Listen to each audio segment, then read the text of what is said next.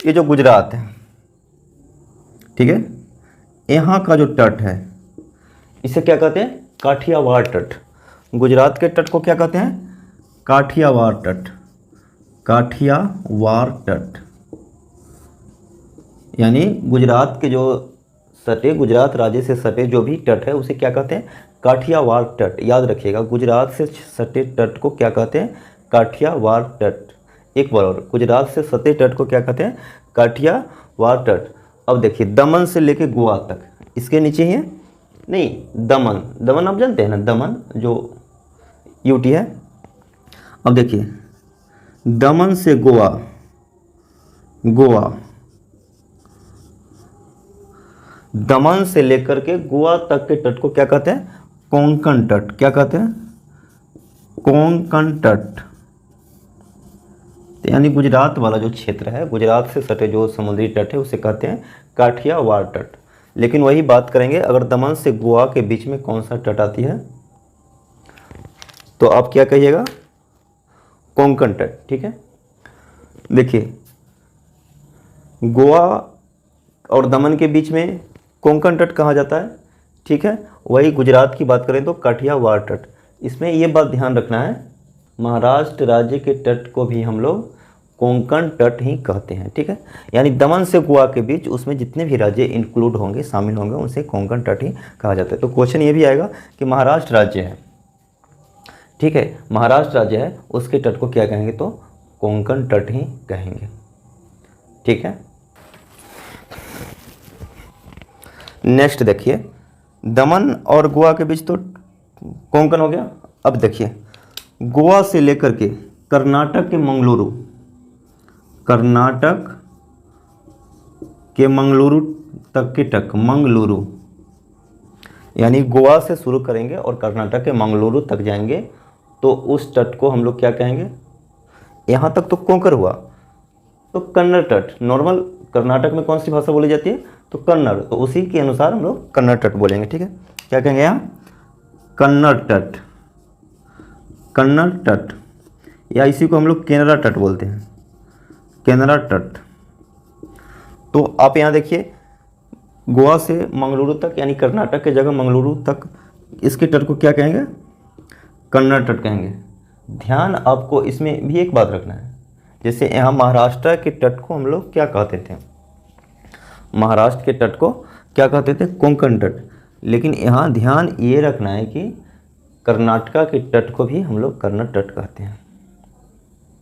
ठीक है, अब देखिए, एक कर्नाटक के मंगलुरु है और यहाँ से तमिलनाडु के कन्याकुमारी। ठीक है, यहाँ जो कन्याकुमारी है, नहीं, कन्याकुमारी यानी कर्नाटक के मंगलुरु से लेकर के कन्याकुमारी तक को क्या कहते हैं? मालाबार तट। क्या कहते हैं? मालाबार तट। ठीक है, क्लियर हुआ? यानी कर्नाटक के मंगलुरु से लेकर के तमिलनाडु के कन्याकुमारी तक के तट को मालाबार तट कहा जाता है। ठीक है, उसी प्रकार से गोवा से मंगलुरु तक के कन्नड़ तट कहते हैं। ठीक है, और दमन से गोवा के बीच को कोंकण तट कहते हैं। इसमें एक चीज़ ध्यान देने वाली है कि कर्नाटक के मंगलुरु से कन्याकुमारी को हम लोग मालाबार कहते हैं, लेकिन उसी में क्वेश्चन आ जाता है कि केरल के तट को क्या कहते हैं। ठीक है, यहाँ पर अगर आपका केरल है तो केरल के तट को भी क्या कहेंगे? मालाबार तट कहेंगे। ठीक है, यानी केरल जो होता है उस राज्य है, उसके तट को भी मालाबार तट कहा करेंगे, यानी कहते हैं, कहा नहीं करेंगे, कहते हैं। क्लियर हुआ यहाँ तक? ठीक है, समझ रहे हैं कि नहीं? एक बार इसको देख लीजिए, गुजरात के तट को काठियावाड़ तट कहते हैं, दमन से लेकर गोवा के तट को कोंकण तट कहते हैं। ठीक है, और गोवा से लेकर के कर्नाटक के मंगलुरु के तट को क्या कहते हैं? कन्नड़ तट कहते हैं। उसी प्रकार से मंगलुरु से कन्याकुमारी तक का जो भी तट है उसे मालाबार कहते हैं, लेकिन उसमें केरल भी आता है, और केरल के तट को भी मालाबार। अब देखिए, ये आपका कन्याकुमारी है यहाँ पर।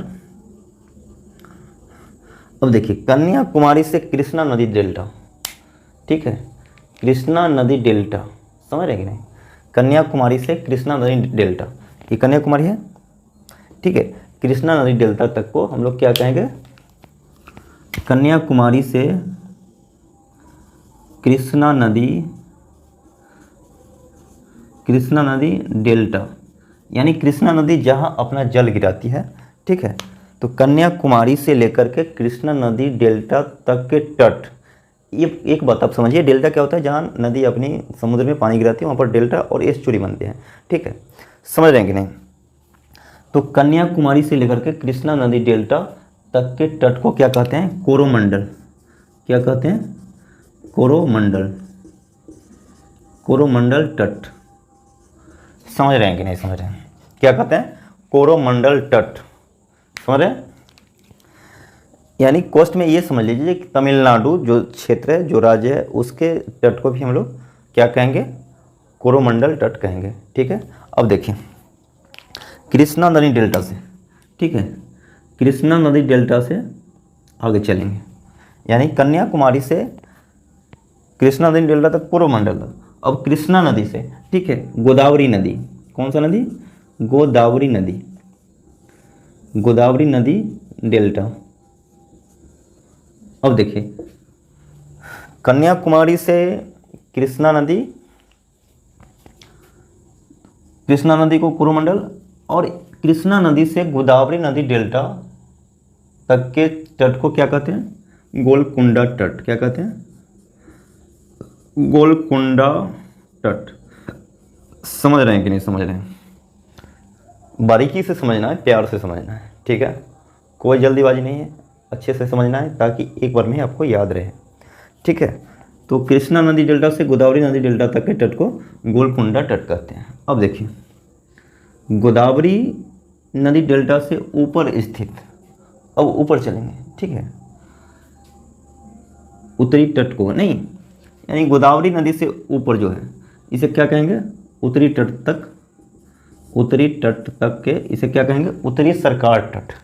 क्या कहेंगे, उत्तरी सरकार तट, ठीक है, उत्तरी सरकार तट। समझ रहे हैं कि नहीं। अब देखिए यहाँ पर उड़ीसा होगा नहीं, तो उड़ीसा के तट को क्या कहते हैं, उत्कल तट।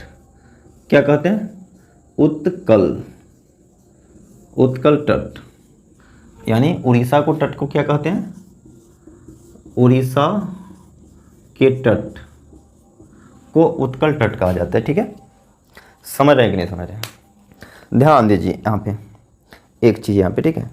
कन्याकुमारी से तो कृष्णा नदी तक कोरोमंडल हो गया, ठीक है, कृष्णा नदी से गोदावरी नदी तक गोलकुंडा तट हो गया, और गोदावरी नदी से उत्तरी तट तक, उत्तर तक उत्तरी सरकार तट। अब देखिए